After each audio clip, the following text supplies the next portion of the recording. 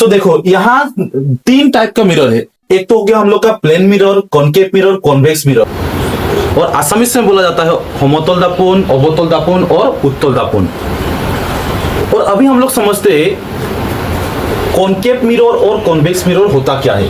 देखो अवतल दापुन और उत्तल दापुन होता क्या है। देखो इसमें क्या है, concave mirrors and convex mirror are the types of spherical mirrors. ये कॉनकेव मिरर और कॉन्वेक्स मिरर क्या होता है, वो स्फेरिकल मिरर का टाइप होता है। अभी ये स्फेरिकल मिरर क्या होता है, इधर देखो अवतल दापुन और उत्तल दापुन होइसे गोलकीय दापुन और प्रकार। अभी गोलकीय दापुन का बोले what is a spherical mirror, इसको हम लोग समझते हैं। देखो a mirror whose reflecting surface is spherical is called spherical mirror। जिसका रिफ्लेक्टिंग सरफेस स्फेरिकल होता है उसी को बोला जाता है स्फेरिकल मिरर। और गोलकीय दापुन काक बोले जी दापुन और प्रतिफलन पृष्ठ गोलाकार ताक गोलकीय दापुन बोला होय। तो अभी हम लोगों ने समझा तीन टाइप का mirror, plane mirror, concave mirror, convex mirror. दापुन तीन प्रकार का था, उसमें क्या क्या था, समतल दापुन, उत्तल दापुन, अवतल दापुन, ये सब था। अभी ये जो कॉनकेव मिरर और कॉन्वेक्स मिरर है, उत्तल दापुन और अवतल दापुन है, वो दरअसल स्फेरिकल मिरर का टाइप से, गोलकीय दापुन का ही वो टाइप से। अभी ये सभी चीजें हम लोग डायग्राम के हेल्प से समझेंगे, ठीक है। अभी देखो हम लोग इसको डायग्राम के हेल्प से समझते हैं। पहले हम लोगों को क्या मिला था, प्लेन मिरर, समतल दापुन, उसके बाद कॉनकेव मिरर, अवतल दापुन, उसके बाद कॉन्वेक्स मिरर, उत्तल दापुन। ये तीन ठो टाइप था। अभी इसको समझते हैं। देखो क्या होता है, प्लेन मिरर वो होता है जिसका रिफ्लेक्टिंग सरफेस प्लेन था, इस तरफ कलर लगा हुआ है, मतलब इस तरफ क्या है, रिफ्लेक्टिंग सरफेस है, हम लोगों ने पढ़ा था। तो इस तरफ अगर रिफ्लेक्टिंग सरफेस है वो क्या है, प्लेन है, प्लेन है, एक प्लेन है ना, उसके वजह से इसको क्या बोला जाता है, प्लेन मिरर, समतल दापुन। ये समान है, इसके लिए ये क्या बोला जाता है, समतल दापुन।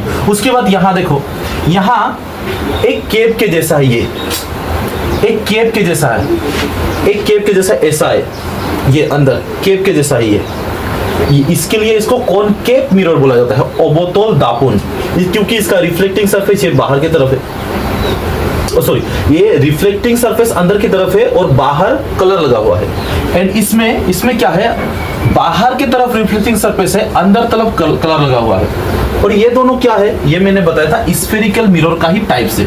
अभी इसकी स्फेरिकल मिरर से ये कैसे बना, देखो अभी अगर ये स्फेरिकल मिरर है, इसको अगर हम लोग क्या करेंगे, ये अगर स्फेरिकल मिरर है, इसको ऐसे दो भाग कर दिया तो क्या मिलेगा, ये एक सरफेस मिलेगा हम लोग को, इस सरफेस ये एक सरफेस मिलेगा और ये एक सरफेस मिलेगा।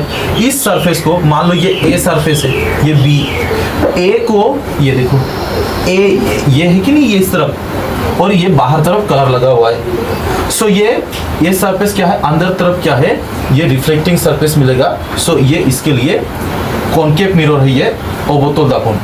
उसके बाद ये वाला देखो, ये बी सरफेस, ये ऐसा है बी सरफेस टू इस तरफ। सो इसका क्या है, अंदर तरफ है कलर लगा हुआ, तो बाहर तरफ क्या रहेगा, रिफ्लेक्टिंग सरफेस रहेगा, तो इसको बोला जाता है कॉन्वेक्स मिरर, उत्तल दापुन।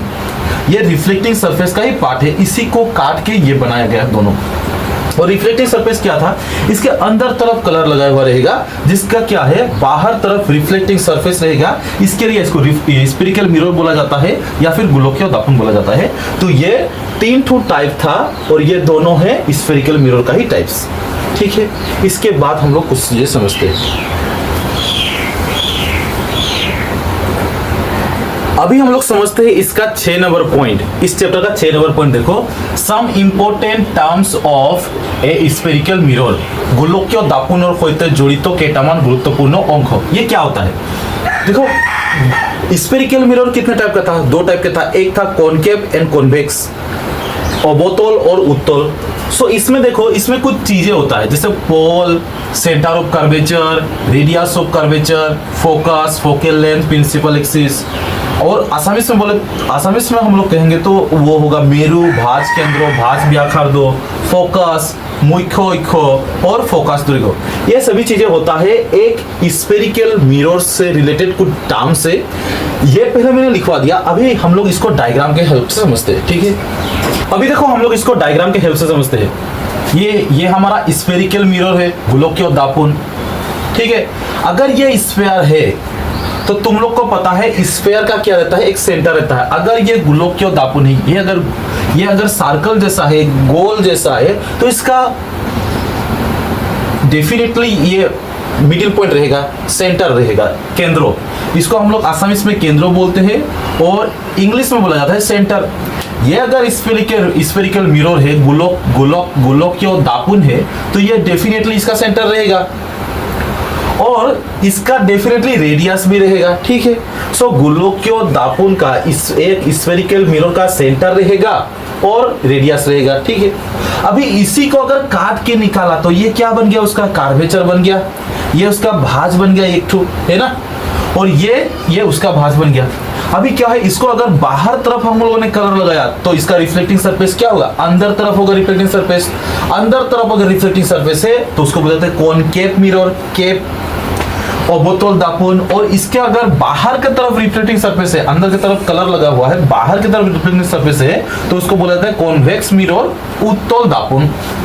अभी एक चीज समझो तुम लोग, ये क्या है, ये एक सर्कल का पार्ट है, तो इसको हम लोग क्या बोलेंगे, कर्वेचर बोलेंगे इंग्लिश में, या फिर आसामीज में भाज बोलेंगे। अभी इस भाज का यही सेंटर तो रहेगा ही, ये सेंटर इसका तो रहेगा ही।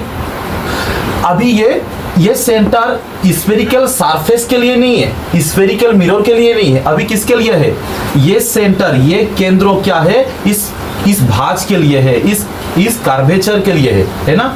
इसके लिए इस सेंटर को क्या बोला जाता है, सेंटर ऑफ कर्वेचर, ये सेंटर ऑफ स्फेरिकल है ना, बट ये क्या है, सेंटर ऑफ कर्वेचर है। हम लोगों ने जो इंपॉर्टेंट टर्म लिखा था उसमें देखना तुम लोग, मैंने लिखवाया था centre of curvature, centre of curvature हम लोग लिखा था भाज केंद्र, इसको हम लोग भाज केंद्र बोलते हैं। ये भाज है और ये केंद्र है। ये पहले क्या था, गोलोकीय दापुन और केंद्र था पहले, लेकिन अभी क्या है, भाज का केंद्र है। समझ में आया, जिसको हम लोग डिनोट करते हैं सी लेटर से, कैपिटल सी। यहां भी सेम टू सेम होगा, इसके इस तरफ होगा सेंटर, समझ में आया। कॉन्वेक्स मिरर में, उत्तल दापुन में सेंटर जो कि केंद्र होता है वो इस तरफ होगा, क्योंकि ये इसका सर्कल इस तरफ बनेगा ऐसे, और इसका सर्कल इस तरफ बनेगा, तो इसका सेंटर ये होगा। समझ में आया।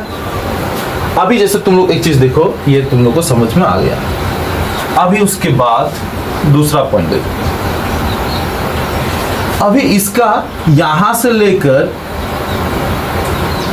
यहां तक, यहां से लेके यहां तक, ये क्या है, ये रेडियस है। यहां से लेके यहां तक का डिस्टेंस क्या था, रेडियस था। यहां से लेके यहां तक का डिस्टेंस क्या होता है, रेडियस होता है।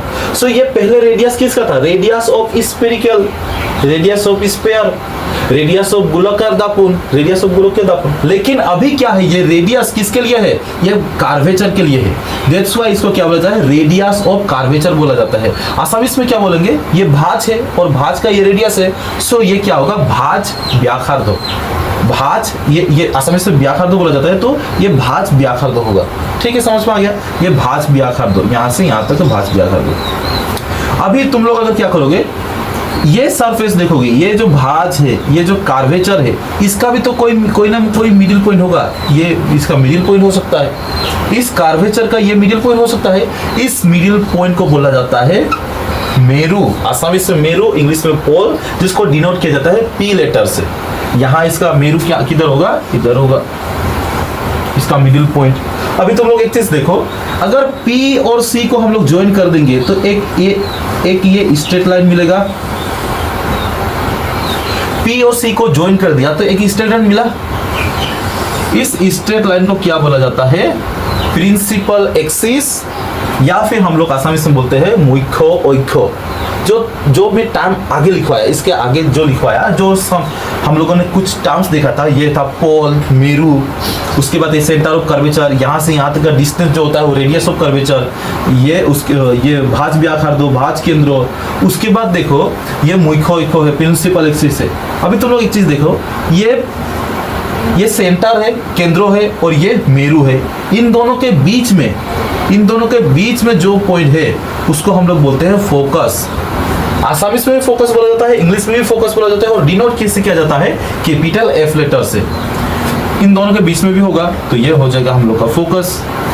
ठीक है, इन दोनों के बीच में रहने वालों को हम लोग फोकस बोलते हैं। और तुम लोग एक चीज देखो, हम लोगों ने क्या किया था, यहां से लेकर यहां तक, सॉरी ये P से लेकर C तक, ये P से लेकर C तक का जो डिस्टेंस है उसको हम लोगों ने क्या बोला था, यहां से P से लेकर C तक का डिस्टेंस क्या बोला था, रेडियस ऑफ कर्वेचर। उसी तरह ये यहां से लेकर यहां तक का डिस्टेंस क्या होगा, फोकल लेंथ होगा। ठीक है, फोकस दैर्घ्य, उसको फोकस दैर्घ्य बोला जाता है। अभी हम लोगों ने एक चीज समझा, हम लोगों ने क्या समझा, ये पूरा जितना भी टर्म्स मैंने लिखवाया था तुम लोग को, सम इंपॉर्टेंस टर्म लिखवाया था स्फेरिकल मिरर से रिलेटेड और गोलकीय दापुन से रिलेटेड जितना भी टर्म्स लिखवाया था मैंने वो सभी एक्सप्लेन कर दिया। पॉल लिखवाया था, फोकस लिखवाया था, और उसके बाद ये लिखवाया था मेरू, ये सभी चीजें मैं तुम लोग को एक्सप्लेन कर दिया। अभी तुम लोग अगर समझ में नहीं था फिर से इसको रिवाइड करके देखो, ये समझ में आ जाएगा फिर से। ये हो गया हम लोग को